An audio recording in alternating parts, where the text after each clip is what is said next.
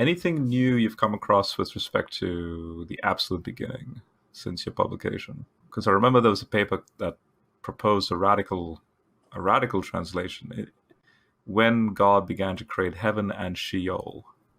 Yeah, that's the only thing that comes to mind off the top of my head. But yeah, it's just an example of how all these assumptions that we have of the Bible, they can be overturned. Like it kind of destabilizes you. New information can overturn things that we think that we know so well. There's a scholar named Scott Noegel. He has a book on dream interpretation of the Bible, and it is the most sophisticated scholarly work I've ever read in my life in biblical studies. He's an excellent scholar. But he read ancient Ugaritic literature and ancient like Akkadian literature, for example, and he was noticing over and over that whenever you have the phrase heavens and earth, which it occurs a lot within ancient literature, that phrase heavens and earth actually needs to be interpreted within all those other texts as heavens and Sheol. Mm-hmm. So it's this merism that represents like all of the cosmos, because the word aretz within Semitic languages, it has several meanings. One of the meanings is Sheol, and you see this all the time in the Bible, and biblical translators will translate aretz in many texts. For example, a lot of places in Job as the underworld. At ancient Ugarit and in Mesopotamian texts, the phrase "the heavens and the earth" is virtually always, it means the heavens and the underworld.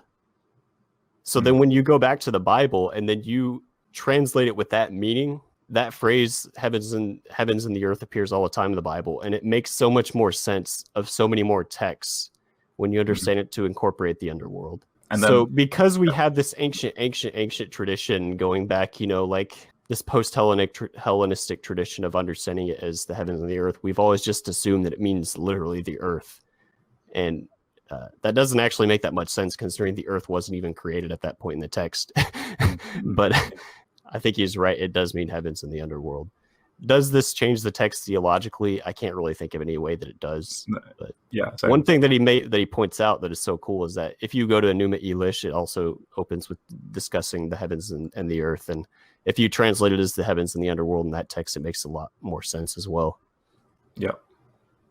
Yeah. When I read that paper, I couldn't help but think, well, that's exactly what the ancients were thinking as far as this primordial sea, which is part of underworld stuff. In other words, what makes it underworld later on is the emergence of the anti of Sheol, which is this earth, and then the bubble that we're in, and this reality, which is around us. So in other words, the ceiling is obviously the sea, but it's where God's throne is, and then under in that same void is where Sheol is, and it emerges from Sheol, right? So yeah, I couldn't help but go, that is pretty cool. When I saw his paper in the title, I basically rolled my eyes. I'm like, there's no way we missed this for this long within like the first few lines of the Bible. And then when I read his paper, I'm like, yep, I believe it.